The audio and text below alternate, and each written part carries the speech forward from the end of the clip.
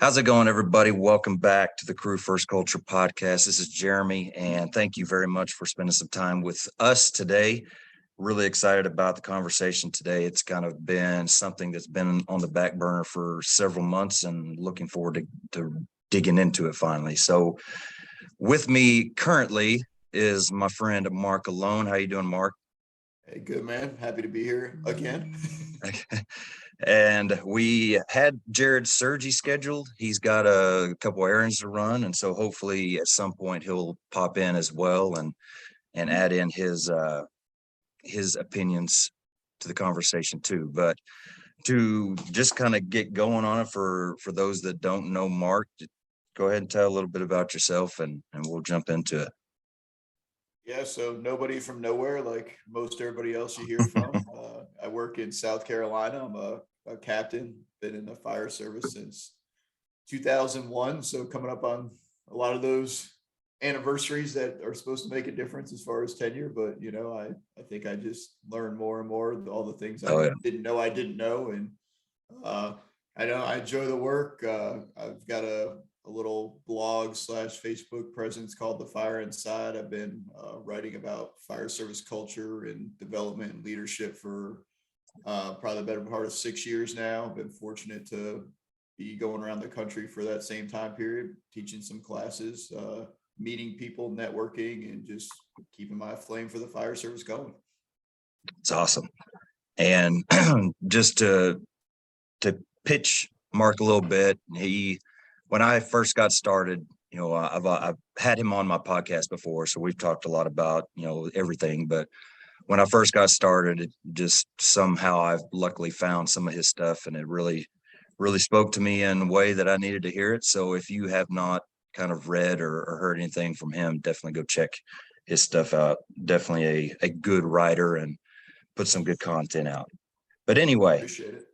you're welcome. So this conversation started behind the scenes, really through a lot of growth through me. And then once I kind of figured out that maybe I know what I'm talking about, Marc reached out to me and made me question what I thought I knew. So we're going to talk about it a Sorry. little bit today. No, it's good. Because I don't know. I mean, this is a topic that I think there is a lot of people out there that don't really know what to feel and how to decipher this. So what we're going to talk about is we're going to talk about mission, vision, and maybe even a little bit of purpose. And so just to give a quick recap of how we got here. So through my journey of trying to learn and trying to grow as a leader, I started wondering about that term vision or mission. I wanted to create something for my crew that we could aim towards. And I started reaching out to people, what is the difference? What do I need to create and how and all this? And I got like pretty much every person I asked, I got a different answer, seemed like. And a lot of them were just like, it's whatever you want it to be. If you wanted to call it a vision, it's a vision. If you wanted to call it a mission, it's a mission. And so it started off very gray for me. And, through some books that I read and different things that I absorbed, I started thinking it this way. My mission is my target. That's what a leader should aim for. And so that's kind of what my first stage in this process was. And then reading more books and listening to more different people, I kind of got a different idea. And this is kind of where I was sitting and just thinking that maybe this is what it truly is. And that is, the vision is something that the vision is actually your target. That's something that's out there. We want to, aim for.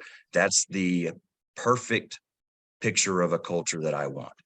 And the mission is basically the roadmap of how to get there. And so that's kind of what I was operating under just mentally. And I think I put out a post or a podcast or something over that topic, kind of discussing it. And then Marc kind of reached out to me saying that he thinks it's backwards. And so I think I was at a conference, or you were at a conference or something, and we didn't really have time to to mess around with it. And I thought this would be a great topic just to do it right here, record it and share it. And so that's the groundwork laid out. And so kind of going from there, what were you kind of trying to what were you trying to express to me that you feel is your opinion of that?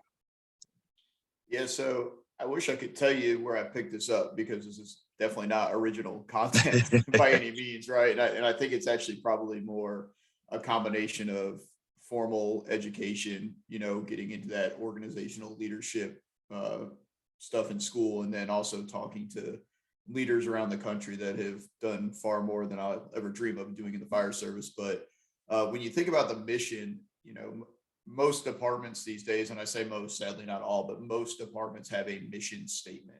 And that mission statement is generally, to paraphrase, hey, we're here to protect anybody that crosses our district boundaries from anything that can harm them through some combination of fire prevention, and response, insert, weird quotation marks there. So, but the important thing to take out of that, as far as the mission goes, is that that's an outward statement. That's our commitment to the community. That's the measure of success that our citizens can hold us to. And ironically, those mission statements get so wordy these days, and it's almost impossible to really hold yourself to it, because it's like everything else in the fire service. It's a one size fits all statement that's trying to make sure we don't leave out any discipline or any part of the population, or any call type, whatever. So anyways, I say because it's outward, the mission statement is what we're about. It's what we do, because that's the standard we're holding ourselves to. If we say we're here to protect your life and property, and we burn every house to the ground, then we're not being true to our mission. If we say that we're here to give prevention and risk reduction to the community, and yet we don't invest in it at all, then we're not true to our mission. The vision is the inward statement. Most people in the community will know nothing about the vision statement of our departments. They'll be very aware of the mission statement, because we plaster it all over our websites and our Facebook pages and our stations, and it's what we ask people when they promote. But the vision is how we're going to get there. And the reason I said it was backwards is because the mission rarely changes. If we really think about the big fire service, the mission of the fire department has been the same thing since the turn of time, right? We've added a couple things in there, and honestly, I don't really know that we added them as much as we just acknowledged things that we were already doing technically. But that vision, the vision statement, will shift drastically based on the experience level of your personnel, the chiefs that come through the doors, that move on, the outward influence of the city council, of the community groups, of the business leaders, because we have all these different stakeholders. And our vision is, how can we achieve this mission, but to serve every one of these stakeholders? And that the vision statement is also a moving target, because as we hit metrics and as we complete benchmarks and we either improve or go backwards, we have to change that vision. So I give you an example. If you're a department that was primarily volunteer or combination that has transitioned to a career department, that's going to look a little different than FDNY, who's pretty much had a similar business model their entire time. And so your vision is that, hey, we want to be a premier agency, or hey, we just want to make sure we're answering the calls, right? Because as volunteers, we couldn't turn out, whatever it may be. And that's where I say it's a little different for everybody, because the vision just changes. The other thing with the vision is that it's the buy-in for the department. So it may not be the vision of one person. It may be the vision of everybody, or conversely, unfortunately, it may be the vision of one person and everybody is not bought into it. And so how can we be guided towards our mission if we don't share a vision for how to get there, how our response will look, what we're focused on, what our disciplines will be? And that's kind of what I meant when you asked that. And it's funny because I used to think the same way you did, right? And it's worth noting too that I think as you go through your career, as your experiences change and your exposure changes, your responsibilities change a little bit. I think this is just one example of many where we do start looking at things differently, and you almost feel like a fraud, right? Like Oh yeah. for a decade, I preached this, and then today I had an epiphany and I changed. I was like, oh, you're full of shit. No, I'm not. Like, I'm trying to grow over here and you're not letting me. Yeah. No, and that's a good point. And that's something that is very hard for a lot of us to do. And hopefully we all understand that that's just part of it. I am somebody that has learned probably more in the past 3 years about my job and basically about everything than I did in the 17 years before that. And so going along with that has been a lot of me having to say, man, I had no idea. I have been doing it wrong this whole time, or I've been teaching it wrong this whole time, whatever. But if you aren't involved in any kind of growth, or if you're wanting to be involved in any kind of growth, you're going to experience some of that. And that's just part of that process. And I think it's a good thing, because if I don't have that statement to say, it probably doesn't mean I haven't really grown or haven't evolved myself or my skills or anything. And so I see that as a good thing myself.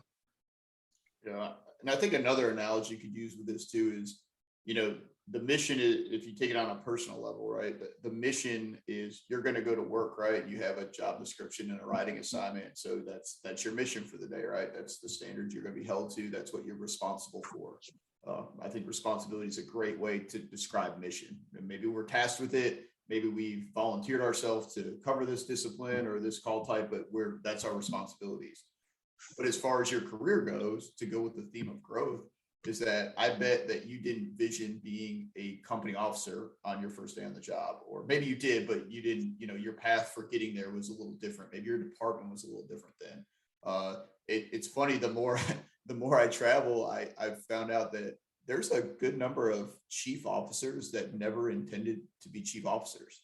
They were either right time, right place, or had an event where they're like, hey, I think I could really be beneficial here. But it's not like people are coming off the line on day one and like, man, I want to be in that front office one day. It's actually quite the contrary. Yeah. But your career progression that you might think of, that's almost your personal vision statement, right? So you have these responsibilities, and this is how you're going to get yourself there. And that will change over time throughout your career based on, changes in your department, changes in your personality, changes in your training. There's call events that will drastically change it. There's even the case of which I see more and more, I think probably lately than a long time, of people that decide that, hey, I envisioned myself as a fire officer until I got here, and now I envision myself as an engineer for the rest of my career because I don't enjoy all these intangible things that come with being a company officer, and I am much happier doing this. And now their vision changes because you still have to navigate your career, you still have to be successful, but again, that's a drastic change. Your mission is still the same, right? To be a good firefighter, to serve your community, to support your brothers and sisters, but the vision of how you're going to accomplish that changes based on your personal aspirations. So I think if you take that analogy and then flip it to the department, it's very much the same, but on a much wider scale. Yeah, man, it's it's interesting how two words can mean so much differently, but at the same time so similar to different people. And as you're kind of talking through this, I see exactly what you're talking about. And yeah, it's almost exactly opposite of what I previously thought through kind of that journey that I've taken. But at the same time, I could still see the other way too. And it's just weird. It's like, what does it really matter? Does it matter what they mean to you, as long as you have that process kind of in place, as long as this is who I want to be, or this is who I want my crew to be, and these are the things we're going to be doing to get there. Do you think that really matters? Yes and no, right? Cheap answer. I think it matters because it's just another example in the fire service where we get attached to words that we don't really take time to understand what they mean. And then on top of that, we like to just say, oh, well, I don't think it means, I don't feel like it means that. And so I'm going to define it my own way, and too bad if you're not with me. And that's, that's something that I took from Aaron Fields, years ago, was the way he talked about how different we are from other trades and other industries, and that we don't really have a unified language.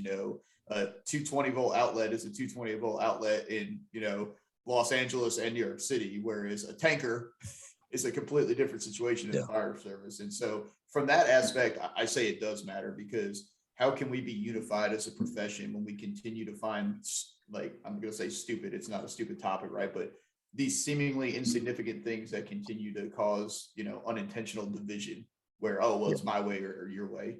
On the flip side, though, if you take the words out of it, what are we tasked with doing, and how are we getting there?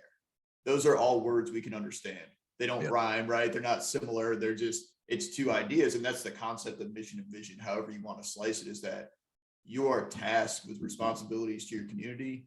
And if you don't have a path to get there that's measurable and expandable and adjustable along the way, then you're never going to reach them. And that's why they have to coexist too. So I would agree that what you call them probably doesn't matter as much as, are you carrying out those two facets? Are you defining what you do, and are you setting a path to get there that you're constantly refining along the way? Yeah. I think that's kind of where my mind is headed, at least right now. So I don't know if he's ready to talk. All right, there he is. I was about to say, I didn't know if you're ready to talk yet. Sounds like you're calling from a parachute. Dude, man, it's been a crazy morning. It was like my one day off. I was working in the firehouse, and I was teaching the last 2 days, and this raffle, and I had to go gather prizes. Like, crap, let's see if I can get all this crap done. Well, I appreciate you making time for us, for sure. So absolutely. Jarrod, Sergi here, and tell us a little bit about yourself real quick, and we'll keep going. Yeah, of course. I am a captain over in Norfolk, Virginia. I've been there. I just started my 18th year. Company officer, obviously. I'm assigned to an engine, engine 14, best station in the city, busiest station in the city. Great crew. Life is good for me right now. Awesome. Like I said, I appreciate having both of you on there. I really respect kind of both of your opinions, and that's exactly why I wanted to have you both on this topic, because what you've missed so far, Jarrod, is basically Marc making me question everything that I thought I knew about mission and vision. So everybody's got to be good at something. He has that effect on people. Yeah. So I know you haven't heard what has been said so far, but give us just a kind of your idea of what those two words look like as far as your leadership style and your mentality. As far as mission and vision. Yep. Mission and vision. So I'll start with the mission, right? So you pull up any website on a fire department, and they probably have some mission statement of some sort, right? And yep. for me, that's like the foundation for every decision that I make, right? Everything goes back to that. I think it's important to kind of know why you exist as a fire department, and I think sometimes we try to cram too much stuff in that mission. But it's why we exist, right? Like, this is why we show up every day, is to make sure that we perform and meet this mission. When it comes to being my foundation, what I mean by that is anything I do, it all goes back to that, right? So why do we train? It goes back to support the mission. Why do I counsel you? It all goes back to the mission. Why do I make these decisions, whether for the individual or the team? It all goes back to the mission. Like, this is why we exist. And within that mission, there's standards and there's expectations and there's a lot of other stuff to make sure that we meet that mission. And when people fail, then we hold them account, right? We hold them to account. I really believe that if a fire department is going to put these fancy mission statements on their websites, and they're going to quote them at recruit graduations and promotions and fancy little speeches, they better freaking damn sure mean it. Because when they walk off the stage, are those just hollow words, or do people see that in your actions? Do they truly see that you support the mission of your fire department through your training programs, through your accountability, through your leadership programs, through all of that stuff. Like that, the mission is extremely important. Now, as far as vision, that's basically where I want them to be. Now, I'm just a company officer. I can only see things through my lens. But the vision for me is it's just a roadmap, right? It's, hey, this is where we want to go. This is why I want to get there, and this is what we're going to do as a team to get there. And I think as long as my crew knows where I want them to go, both individually and as a crew, it clears up a lot of questions. Like, hey, why is the captain doing this? Well, because he's explained to us that this is where we're going to go. Like, I put it on them a lot of times. When I first got to my current assignment, and I've done it before, I put it on them. Like, where do you guys want to go? Like, you've been here at this station longer than me. I want you to help develop a vision for the team. And, we want to have this. We want to be checked off on this. We want to have guys be able to, be trained on this. We want to be the best station in the city. That doesn't happen by accident. It doesn't happen by, being 10 toes up in the recliner all day. Like, all right, well, this is what we want.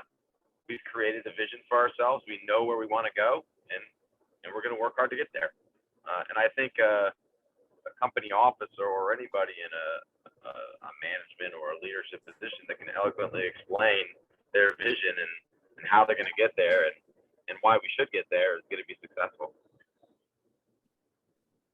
All right. Well, I mean, Marc, that's pretty much lined up with kind of what you were saying, right? I mean, wouldn't you say? It's pretty close. Yeah, I'd say it's pretty close. I think Jarrod brings up a good point, though, in that, there's also layers of this. It's kind of like an onion, right? The department has an overall mission statement and hopefully some kind of a vision statement to accompany it. But how that trickles down to the individual stations and battalions and companies and all that, it just, it's a smaller piece of the pie, but they all go together to the bigger thing. And I think if you're not in that mindset as a supervisor at any level, that, you're looking at what you're tying back the reason you do what you do to, and then also incorporating everybody into how to get there, then you probably need to reassess what your priorities are. Yeah. So just kind of on that same lines, just like a personal story for myself, I've been at the station that I'm currently at for about 5 years, I think now. And when I went there needed to be a lot of changes. It was a broken culture, it needed to be rebuilt. And so I felt like, of course, I knew nothing compared to the little bit that I know now, but I knew that or at least I felt like I needed to come in with this stuff in place. I needed to have the mission for this crew and lay it out and just work to gain buy-in. And as the years have went, and as we've, made some wins and gained some ground and culture and in a really good place, especially compared to where we came from, I now feel like it's not mine anymore. It's now time to share that. It's now time to have them own a piece of this vision and this mission. And so that's kind of the stage we're in right now. Is have either one of you kind of experienced that same type of process, or do you feel like it's always should be open to the whole crew? Go ahead, Jarrod. So I had if I think I understand your question, like, coming into a new environment for us, a new station, a new crew that maybe didn't have any type of direction before, right? Kind of along those lines. So, so I had that going into my new assignment, and truthfully, it was, I think, easy for me in a sense that people wanted it, like, I think that they wanted some direction. They wanted some better guidance, leadership, if you will. Like, they were kind of craving it. So when I got there, it wasn't too difficult for me to really, change the course of that ship. I just kind of came in, I laid out some expectations, and I put it on them. Like, hey, what do you guys want to do? Like, what do you need from me? I'm not here to pull the rug out from under your feet. Now, there are times when an officer has to do that. Don't get me wrong. I do think there's a time and a place, and you can pull out the right way. But that wasn't the place that I walked into.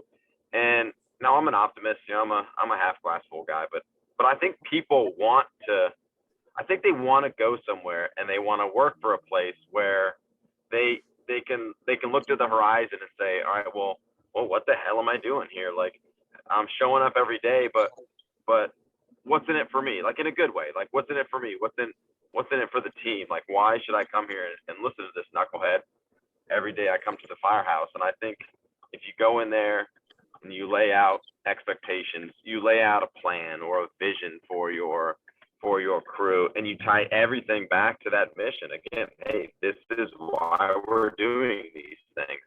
I think people are going to want to rise to those expectations. You know, firefighters want to go to work and they want to be happy. And when you make them confident firefighters are happy firefighters, and happy firefighters make your life easy as an officer. They contribute to high morale. They become engaged. They start their own training. They look out for each other. So I think you have to go in there and you got to do that. Sometimes you got to put your foot down and do it a little bit more abrasive than others. But I think people are naturally drawn to that. Not everybody. You know, there's going to be some that they can care less. They come in, they punch the clock. They already can't wait to make their plans the next day. Those people exist everywhere. But I think the lion's share of the people that are in your departments, you know, they want to be led. They want to know where they're going. And I think if you go out there and you lay it out for them in a way that they can understand, in a way that they can see themselves as being a part of that, then they're in, man. They're gonna work hard for you, and they're gonna do the right thing. Yeah. Right on, man. You know, what comes to mind for me with this, Jeremy, is somewhere along this fascination that we've taken with leadership in the fire service over the past decade, and more specifically with a confusion about what servant-based leadership is in probably the past 5 years, there's been this kind of weird transition to the belief that if there's any type of dictator style to your leadership at any point about anything, then you're doing it wrong, that everything is somehow a democracy until it's not. And that's a very flawed concept. Absolutely. So, you know, a phrase I've tried to coin, you know, specifically when I explain it to people that work for me, is that, you know, there's a difference between, you know, having input and that input being actionable input. And you can't say that I didn't let you have a voice in it, but at the same time, we do have a rank structure within our organizations. And for whatever reason, hopefully based on merit and talent and sound decision-making, I'm in charge of this crew right now.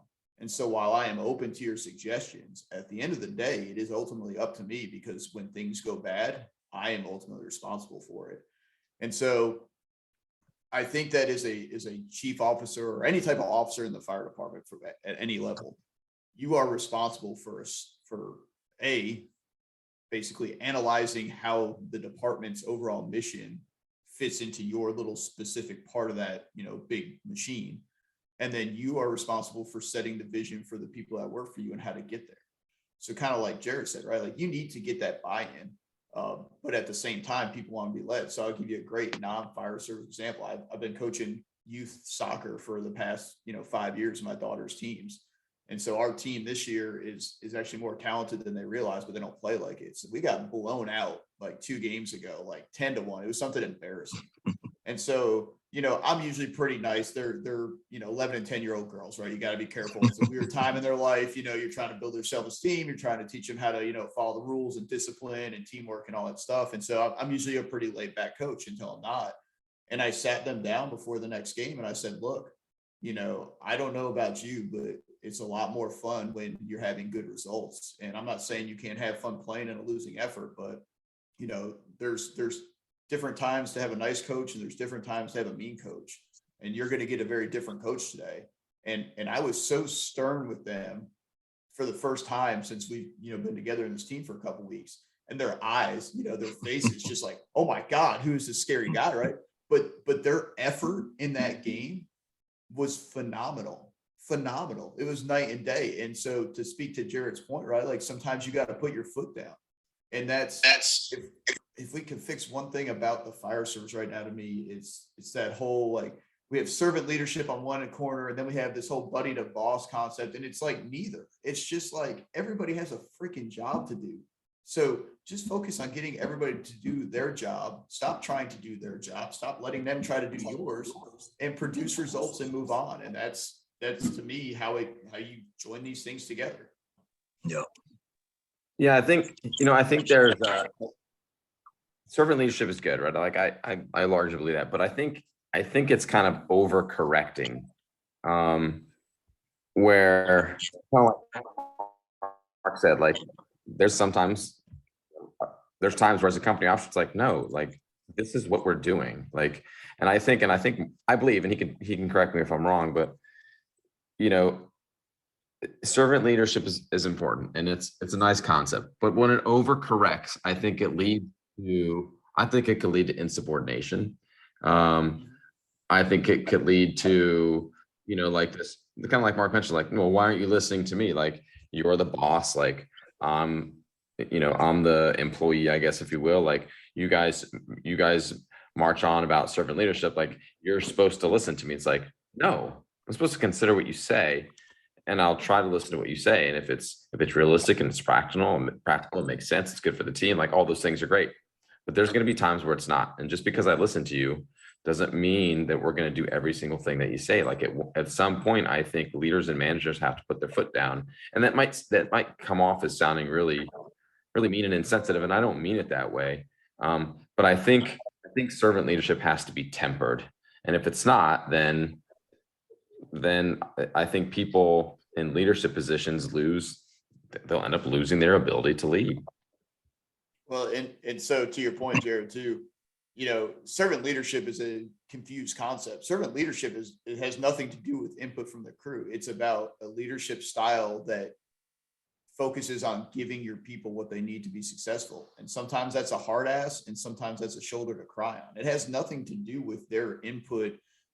Part of it is that you may ask for their input sometimes, but it's you're not doing their job for them. I think the servant term throws people off. It's serving your people, and serving them is setting them up for success. It's pushing them when they need to get pushed. It's recognizing their talents and saying, hey, I know you don't want to promote, but this is why you should, and this is how I'm going to help you get there, or vice versa, right? Like, I know you want to promote, but you're not quite there yet. So let's pump the brakes a little bit. Let me help you. It's right. Making decisions for your team that they may not like. And it's ironic, man. And I'm guilty like the rest. So don't think I'm on some kind of pedestal over here preaching about crap I can't do. But, we talk so much about uncomfortable conversations. And I truly believe that they're uncomfortable because we've told everybody they're uncomfortable.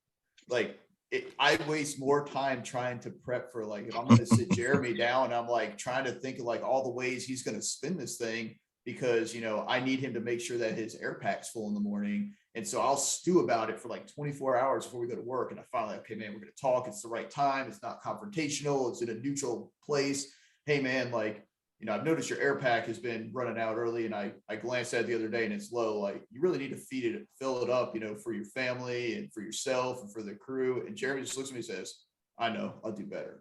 It wasn't a hard conversation. Like, he already knew it was coming, right. But what we accept is the standard. And so people are so scared on the accountability end, which is another word we confuse, right? Accountability is like, hey, man, like, this is the expectation. I'm just reminding you to do it. If you want to get pissy with me, that's your problem. You're mad at yourself, right? You're not mad at me. Now, if I'm an overbearing dick of a boss and I just yell all day, every day, that's an entirely different thing. Yeah. But, that's my soapbox on servant leadership. I'm clearly no expert on it, but that's, I've been to enough seminars and conferences and classes on it. And it's absolutely interpreted and misapplied wrong on so many levels these days. Yeah. Now, I think you brought up a really good point, and it's not catering. We're not catering to the people below us. Right. It's when what you said was perfect. It's us giving them what they need. It's not us giving them what they're asking for every time, or us giving them what they want. It's us giving them what they need, which a lot of times, unfortunately for leaders, it's opposite of what they want. You have somebody that doesn't quite get as motivated as they should, and they're comfortable where they're at. Well, they need somebody to push them. They don't want that, but that's what they really need. And so that's kind of, yeah, exactly what you're talking about is that's something that can be construed, as soft or catering to your people all the time. Well, that's not even close to what it is. And so, yeah, I think that's a great point. Yeah, I've got a really good one that I actually steal from my battalion chief, and we've had enough of these uncomfortable, conversations with other employees, and it just hit me one day, the way he said it, man, it almost sounds so demeaning off the rip, but it's not. And he would just look at people and be like, hey, like, you have, job responsibilities, yeah, this is what you're supposed to do. Okay. So have you ever returned your paycheck to the city? And they just look at him sideways. Like, I bet that every 2 weeks, whether you perform to, the expectations we've set for you and the citizens expect, you've cashed that paycheck. So if you're willing to turn it in, and give up your pay for the past 2 weeks, and hey, we don't have to discuss this anymore because you're admitting you didn't earn it. But as long as you cash that check, I don't really see what the problem is. Do your job. And it's like, it hit me like, what a great analogy, right? Because everybody wants to whine about how we don't pay them more, but they never want to talk about whether they've actually earned the value of the compensation that we give them. Yeah, absolutely. I think, yeah, that's a question we all need to ask ourselves all the time. Even the people that are bought in, even the people that are trying hard, and there's always more that we can do. But for some, yeah, that's the exact truth. We're expecting for this, this fire service to give us, it's something that we are owed or anything like that, instead of the other way around. So something else I'm going to throw into this mix just to complicate it and confuse it even more is the word purpose. So how and where does that fit into all of this? Is that similar to one or both of these words, or is it a completely different thing? That's a good question. Make sure I got all right, I'm not muted, am I? All right. No, you're good. Purpose. Yeah, I guess purpose. Let me think on that for a minute. If Mark, if you're ready, you can grab it. But like, when I think purpose, it's like, why am I doing it? Like, what's the point? What's the point of me doing this? What's the purpose of me doing this? Why do I have to listen to my boss? Why do I have to pay attention to that mission statement? Why do I have to train every few days or every day or whatever the case may be? Like, there's some purpose to your actions. And I think if there's no purpose, like, we hire people with no purpose all the time. They come in, they look for a job, and the fire department sounds cool, and they're there, and they show up every day, and they do what they're supposed to do, and they leave. But there's no purpose behind their actions. Mhm. Does that make them bad firefighters? I mean, not necessarily. But they're certainly not going to be the ones who are out there pushing to support the mission.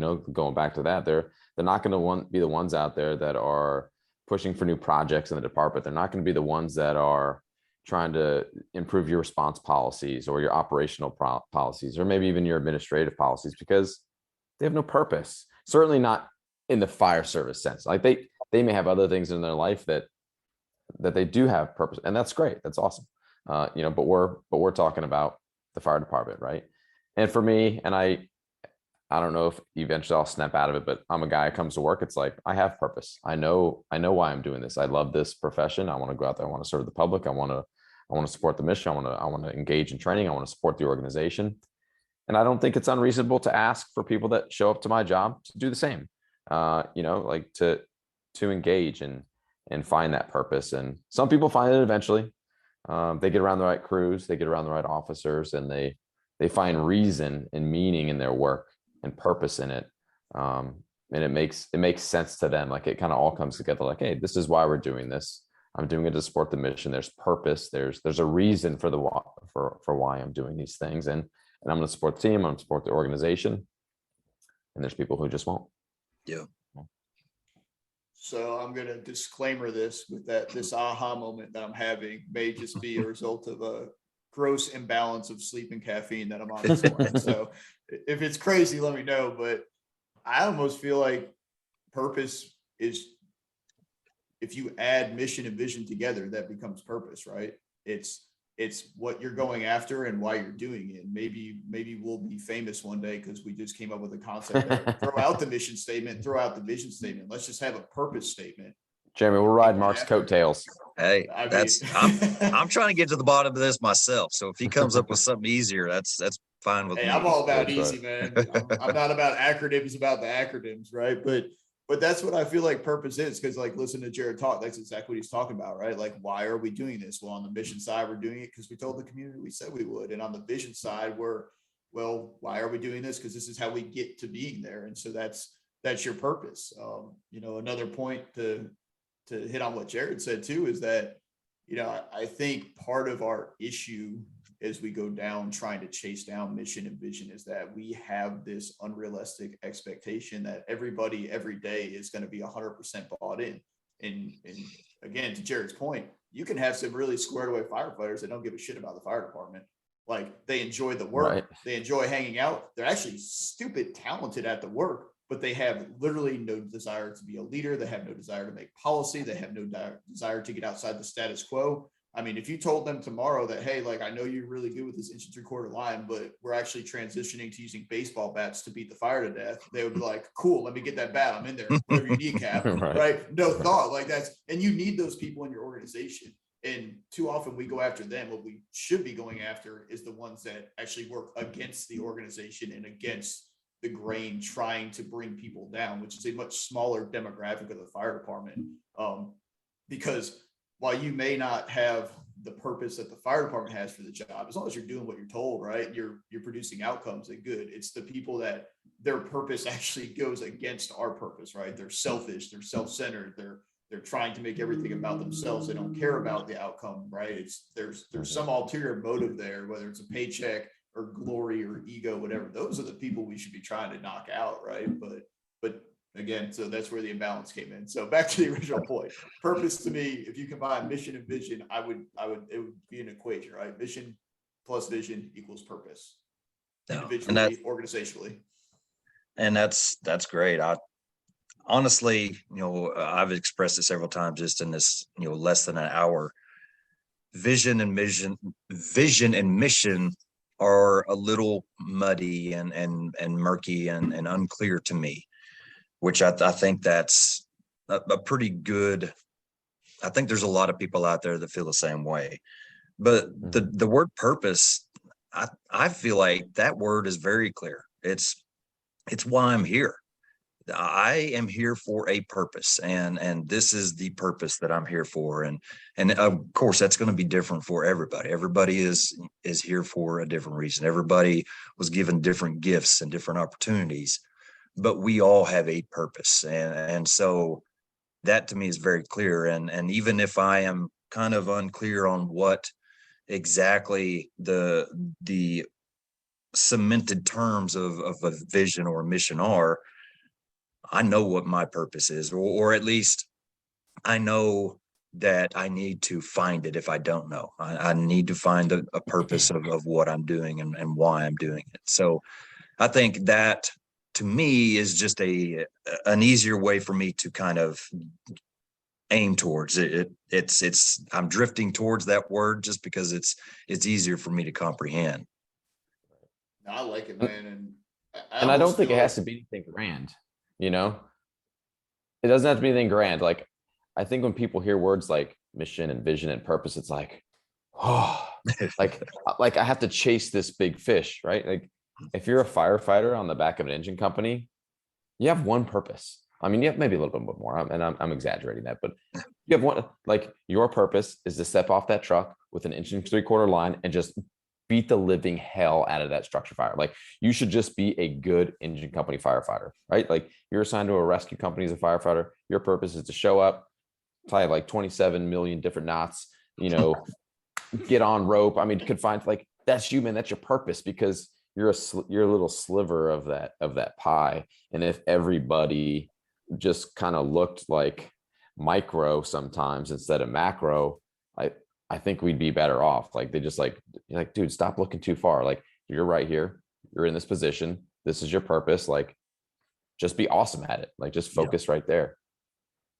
Yeah, I like it too, man, because, our conversation has been very much directed internally, right? Like as firefighters, as staff in the fire department. But something I've noticed and something I'm being, I guess, woken up to as far as, desires to advance later is the stakeholders and the community and the citizens. And I think that when we talk about like mission creep, like all the things that we're doing now and how it just keeps adding up, part of that is a result of us taking that same, I think, confusion that maybe we have as a profession about between the two, and we take it to the community. Like, hey, like what should our mission be, right? Like, what do you envision your fire department doing? And while I think it's important to have that input, at the same time, like we have a fire department because, we're the subject matter experts in what that looks like.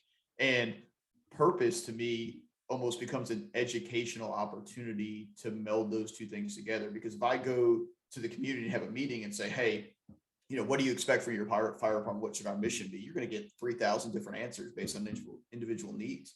But if you were to ask the community or the business leaders, the Rotary Club, like, what do you see as the purpose of the fire department? Oh, well, the purpose of the fire department is to put out fires, right? Oh, okay. Now we're kind of back in our realm, and now we can speak to all the things we do to accomplish that mission. And oh, well, you guys do EMS too? Well, yeah, we do. But like, I guarantee if you propose it as what is the purpose of the fire department, it would be to put out fires from most citizens. And so now you're in an educational talk about this is the resources we have. These are capabilities. These are the realities of our statistics, right? And so knowing that that is our purpose, we still want to be able to serve you better. And we're willing to incorporate some more purposes into our overall purpose. But to me, that's just a much different conversation than what should the mission of the fire department be. I don't know why, but like I said in the beginning, man, like words are so weird to people, and most people don't understand the meaning of the words that they use when they use them.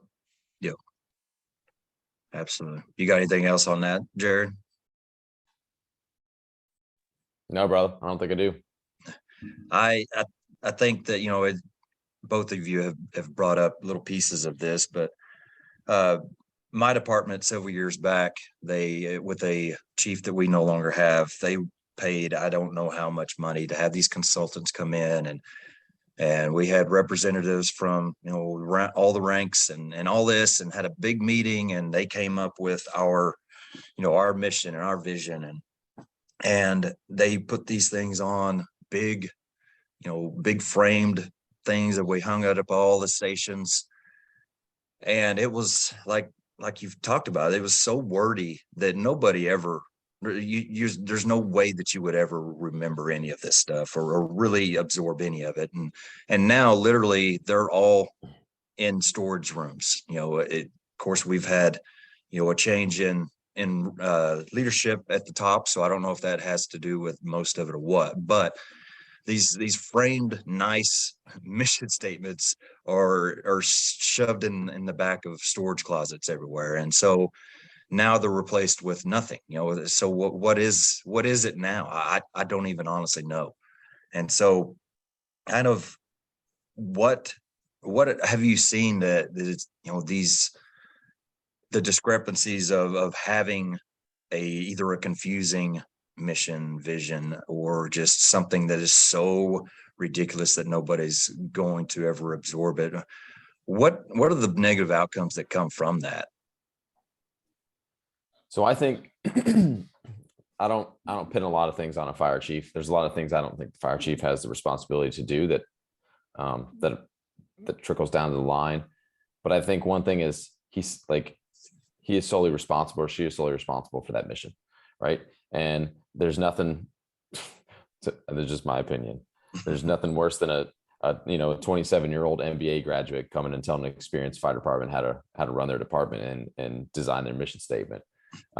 So I think that approach is flawed from the start. And I think fire chiefs and deputy chiefs and executive staff have to be very careful about that. I'm not saying don't do it, but maybe use those people as like more guidance than development. Like, again, kind of like Marc maybe described a little bit with this, go into the community for things like, that would be a time where we wouldn't want to do that. Like you want to use the history of your fire department, the capabilities of your fire department, what your fire department has done for years and years and years. And I know those things can evolve, but I think the responsibility lies on the leadership of that department to develop the mission. You can have somebody tell you how to frame it, but for them to develop it for you, it's going to cause confusion because they're not there. They're not doing what you do, So I think that sends the wrong message immediately throughout the line and throughout the organization. Like, here, you're going to have somebody come into our organization and develop a mission statement and tell us how to implement it. Like, that's broken, and I think the fire chief is the chief communicator of that mission. I think sometimes where they fail, and I'm not a fire chief, I'm just speculating here, right? But I think sometimes where they fail, from my view, is they don't communicate it, right? You can go and hang those things up and they look really nice. I've seen some really fancy mission statements. They look like the Declaration of Independence. Yeah. They look nice. And I am a guy who buys into that stuff, but not everybody does. And you can't just hang them there. They can't just be on your website. They have to be actively out there with their people, communicating that mission, the vision, all that stuff that we talked about, but specifically mission, like, hey, this is why we exist. This is what I need from you as a fire chief. This is what I need from you as a battalion chief. This is what I need from you as your executive staff. This is what you all can do for us to help support this mission. We've developed it. It's up to you to implement it. And it's up to the fire chief, especially, to ensure that mission is upheld.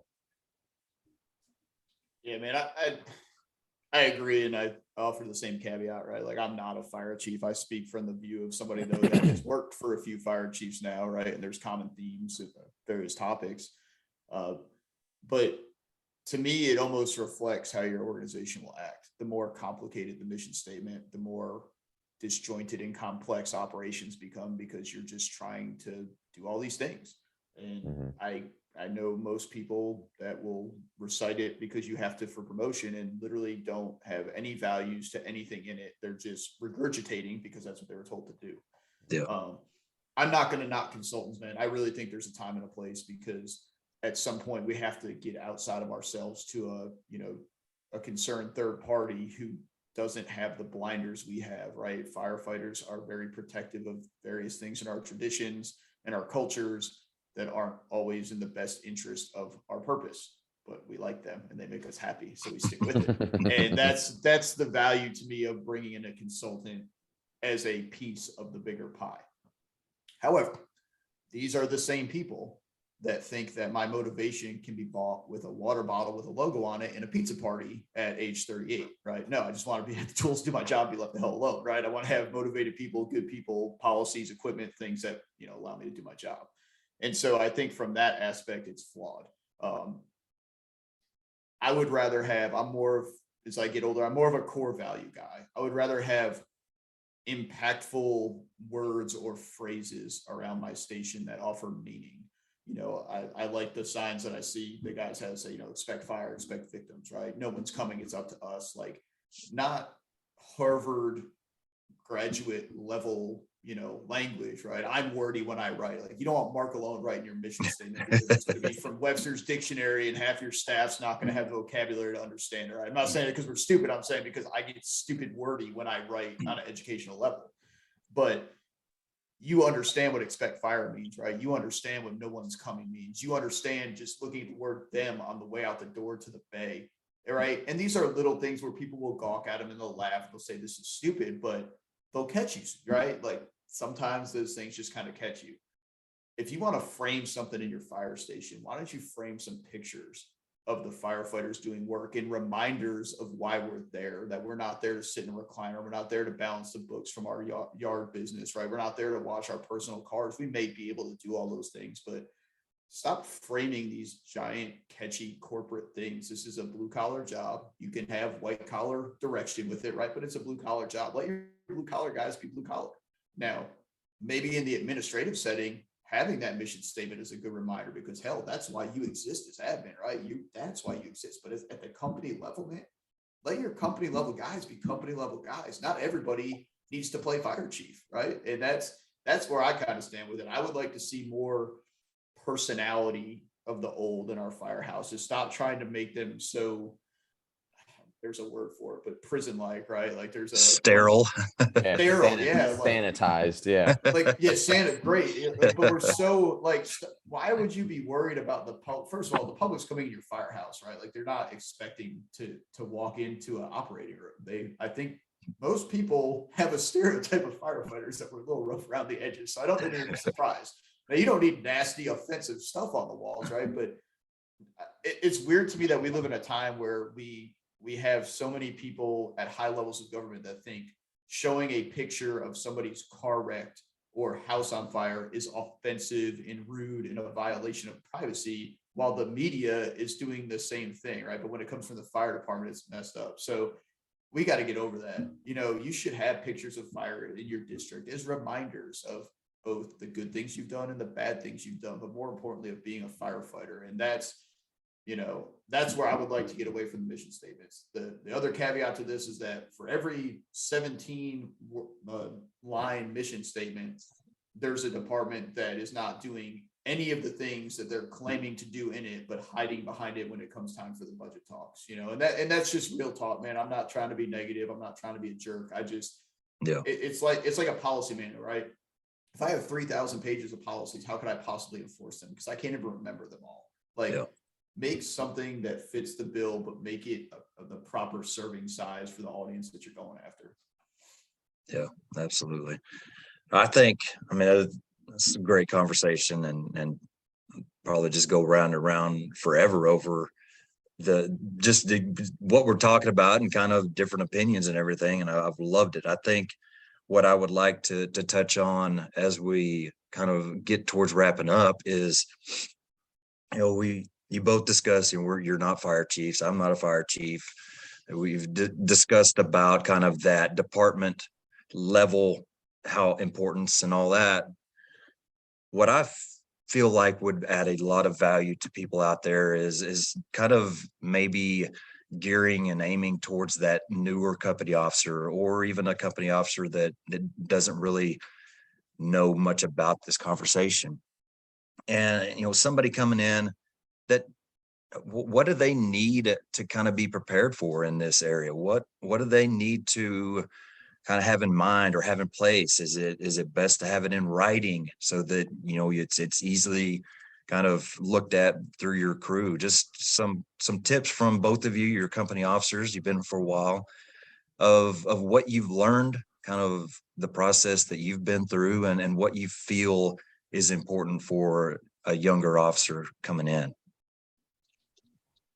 So you're talking about like how to communicate all these things, right? And Yeah, just being prepared for that role. And so the first thing I would say is, you know, if you've been lucky enough to grow up under that, you probably have developed some of those things. Like you've had the right officers, you've had the right chiefs.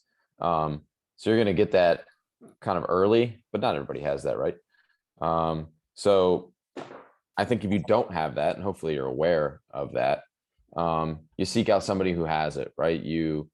Before you get there, you find a company officer or a chief or somebody that, like, you want to be a version of yourself in 4 or 5 years. Like, I want to be that person, and pick their brain, like what worked for them, what didn't work for them. You showed up on your first day, your first week. What are the conversations that you had with the new crew? You know, did they look at you like motivated? Did they look at you like you're crazy? And then from there, once you go, you got to carve your own way also. And one thing that I found, and I've tried both ways, you know, when it comes to writing stuff down, I do think that's important. Like, go through your mind, you figure out what's important to you, you write those things down, and you don't got to print up several pages of information and hand it to your new crew. But I would at least have a little bit of, you know, what your plan is as far as your purpose for the new crew, your vision, if you will, right? How you're going to get there, you know, laying out some simple expectations, and they don't have to be anything grand. They can be very, very simple, but they all should tie back to that purpose and that mission for your fire department, of course. And then one thing I did with my newer crew, I didn't really sit down and like go over my expectations. I would just kind of give those as time went on. Like, whether it was a behavioral or an action, it was one of those things like, hey guys, like next time do this is kind of what I expect. And that was easy to do. The one thing that I really like changed, and I got this from Ben Martin. Ben would tell you, if you talked to him about expectations, he would tell you that expectations are an exercise in vanity, meaning like I come in, like this is what we're going to do. And we're doing that because I'm the boss. Like, this is what I expect of you. And he doesn't buy into that 100%. So like what I did with my new crew is I walked in there and I sat down and I said, hey, look, like I'm the new captain here, or, in this case, like we're talking about somebody, listen, like, hey, I'm the new company officer, while I'm the lieutenant or the captain, my whole job here is to try to add value to the team. Like, I'm captain by title, but that's my role in a nutshell, is to try to add value to the team. So, I'm going to try to my best to do that, but I want to hear from you. And I put it on them, right? Like, I want to know about your routine. I'm going to be here for the next few weeks. I'm going to be observing how you guys do things. I'm going to be observing behavior and attitude and actions. And you guys need to bring me up to speed. Like, again, I'm not here to pull the rug from underneath your feet. And I let that play out over the course of a few weeks. Over the course of those few weeks, I sat down with everybody in that station and I told them I was going to do this, right? And I sat down with them and I said, I wanted to know what they were working on, their goals, their short-term goals, their long-term goals. And then there's 3 questions I asked them. And I got this from a book. I want to say the It's Your Shit book. And, I'm a new boss, right? I'm a new captain. So what everybody's thinking when they get a new company officer, like what's this person going to change? What are we? And the 3 questions I asked them were, what do you like the most? It was station 14, right? What do you like the most about 14? What do you like the least about 14? And if you were the captain today, what are some things that you would change? And I got great feedback and they were all honest with me. And some of it was comical and we had some fun with it, but they were honest. And so I also told them, like, after we meet individually, I'm going to come back to you all and I'm going to ask you collectively, like we're all sitting in a room together and we're going to have a conversation. Like, what are your priorities in the station and how are we going to get there? And what goal do you have for this team? And they all were like, again, we want to focus on certain training books, getting checked off on certain things, driving, acting, tech rescue stuff, but we want to be the best crew, the best station in the city. And I was like, awesome. I didn't tell them to do that. I didn't ask that of them. They told that to me. So now as a new officer, I have a canvas, right? Like, you all have told me this is what you wanted. So when we go out and I schedule training in the morning and maybe it's a bit uncomfortable, this is what you asked for, right? And eventually I listened to a podcast, I can't remember which one it was, but eventually some of that bitching will turn to bragging, right? And they'll develop that cohesion, that camaraderie. And it's all because they wanted to make it happen. I mean, I want to make it happen too, but they drove that shit, not me. So going back to the original question, yeah, writing stuff down. Yes. Write down expectations, write down some ideas, have kind of a formula of how you're going to go in there and approach the crew, be yourself. Like, most departments, people know who you are, right? Like, they have a pretty good idea. So if you go in there and like, there's just this radical change in your behavior, I mean, down goes your credibility. You got to be very careful about that. So you got to know the crew too. I'll leave you with that. That's the last thing. Like, you got to read the room. You may be able to go in and sit down with a crew as a new officer and lay out all these things and do all these things that we're talking about the first day. You might be able to do it the second day, or you may have to wait a couple weeks to feel them out and let them adjust and all that. Because if you go in there guns a blazing, it's going to be hard to recover from. Yeah, right on, man. A lot of mine also comes from Ben. Ben really changed my outlook on how I address people as being new to the station, right? Which is, you're new to the station, you're a new company officer. I don't care if you've been doing it for 2 years or 20 years, right? New crew, new you. It is what it is. But I didn't realize how patronizing it would be to roll into a group of people I have no baseline with and basically sit down and tell them what I expect of them. And that's what Ben really made clear to me, was that, hey, if it was you, would you want somebody sitting down and telling you that you better do all these things that you're already doing instead of kind of giving you some credit for, your professionalism and your talents already? And it really changed my mind about it. Excuse me. So I've kind of flipped it a little bit. I do two things. I try to say, hey, we're going to talk about expectations, but this is what you can expect from me as the company officer, right? This is what you should expect from me. This is what you should hold me accountable to, because I'm accountable as well. And over the next, however many shifts that we work together, I'm going to figure out where we're at, and I may have some expectations of you, and I'll communicate them as we go. But what I really focus on is, these are my quirks. These are my non-negotiables. You may be doing them already. You may not be doing them already. But understand, here and now, I'm going to be a jerk about these things because I have no flexibility. And it's not a long list, right? It's literally like, get your freaking gear on the truck, make sure your air pack's full, make sure your battery is charged. Like, that's all it is. It's nothing crazy. And when people hear it, they get like, oh, what is he about to say? Like, oh, you better make Captain's coffee with, 2 creams and sugar in it. No, man, it's literally stuff you're probably already doing. And more importantly, if you're in an environment where everybody is not already doing it, you have just validated their whole, thing, right? I've been doing these things, and finally somebody gets it. And if it's somebody that's not doing it, it's like, okay, I better get my act together, because like, he came in strong on these few things. Like, this is not the hill I'm going to die on. But as far as the purpose and the mission and the vision and stuff, I think it's really simple as a new company officer. There's so much advice out there, and there's so many styles, and like, just do the family test, man. Like, every run you go out is your family at your house. And that's all you need. You don't need a fancy mission statement. You don't need core values. You don't need a chief officer telling you what to do. Like, your freaking job, or you wouldn't have promoted, or maybe you don't, and now you have promoted, you better learn it, right? But if you would just go out the door and assume you're responding to your own family, why do you need a mission statement? Like, I just don't get it. You know what I mean? And it's just such an easy test to me to do that with. So that's where I would start, and the rest will kind of fall into place. The other thing that I have found for kind of communicating expectations without is that I have found that I think people really like direction. And when I say direction, I don't mean, get the supervisor finger out and start pointing at them.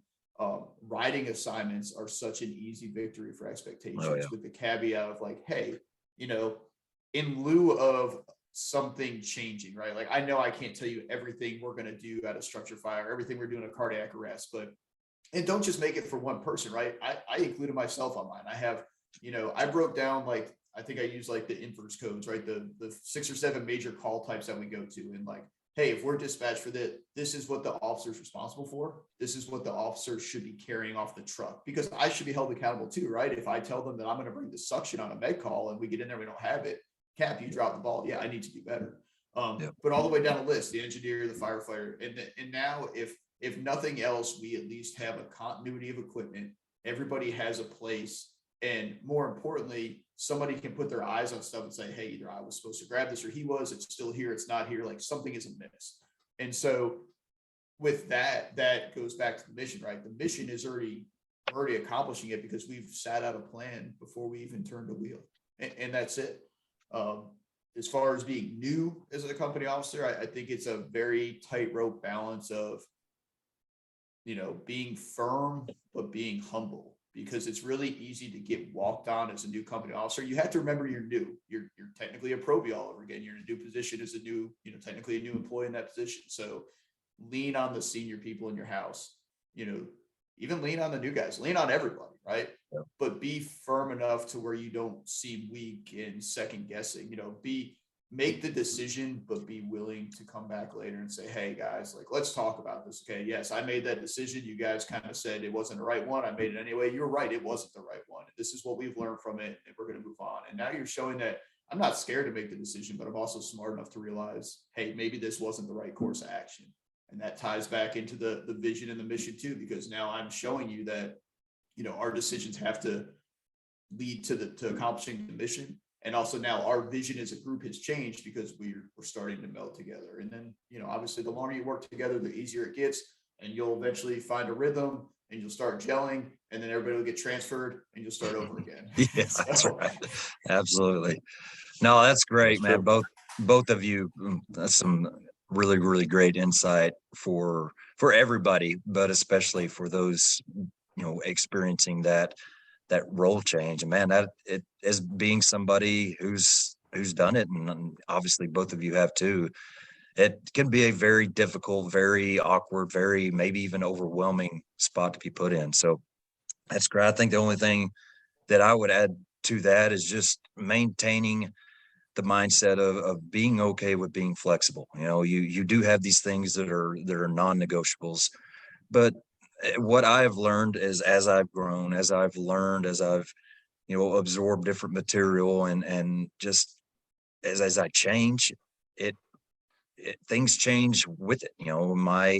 My view of my purpose has changed a little bit. The view of what I want us to create as a culture for my crew has changed a little bit. So don't be so egotistical to say, oh, this is what I have down. I believed in it day one, so I don't think it should change. I think it's, that's where it should be.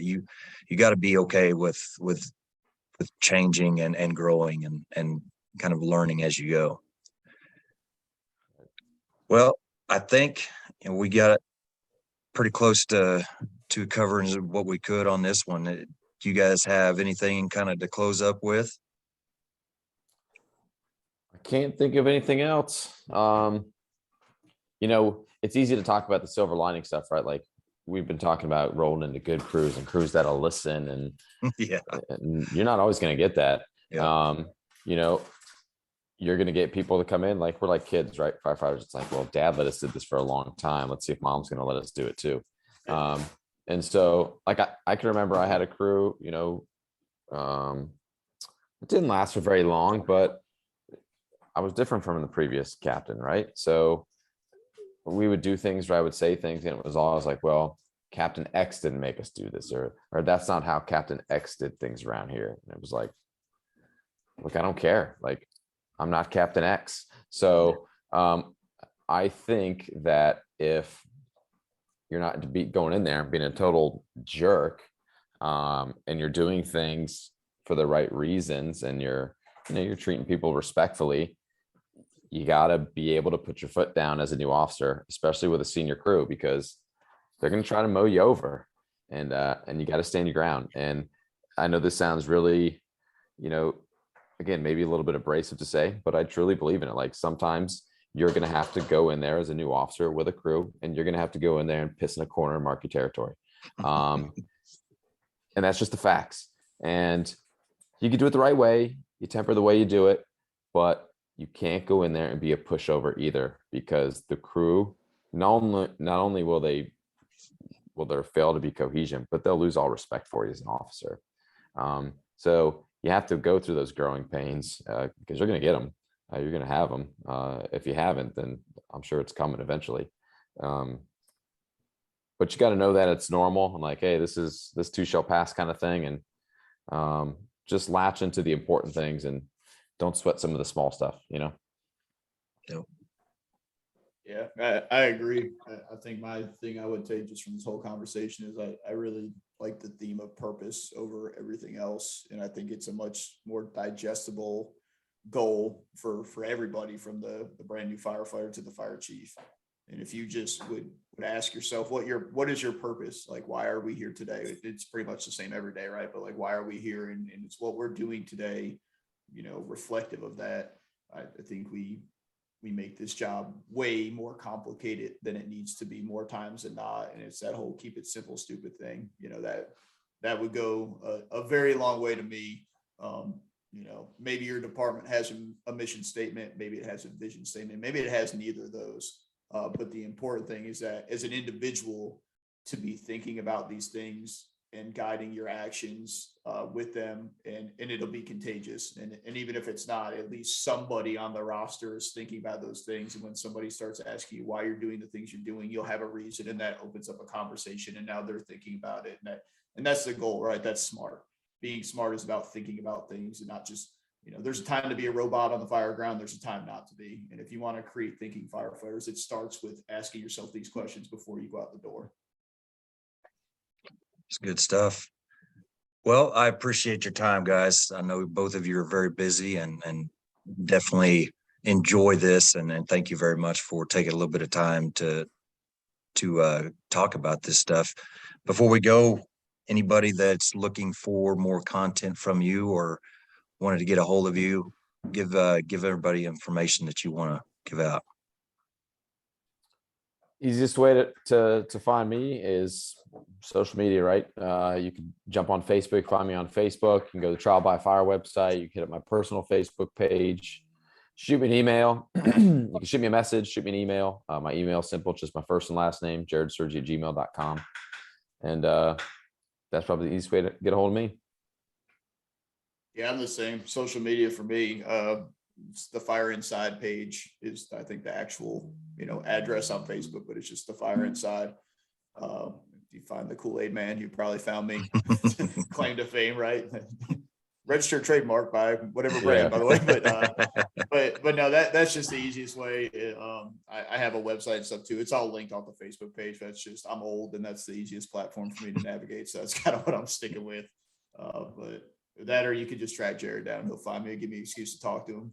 He's not overseas, enjoying the good life over there. So Yeah. I'm glad we did this, man. It's good to see both of you. It was fun. because you get to see people. So. All right. Well, I appreciate it again and look forward to what the next one will be and learning from you more. So thank you guys. Thank everybody out there for listening. See you next time. As always, stay humble and do work. See you guys.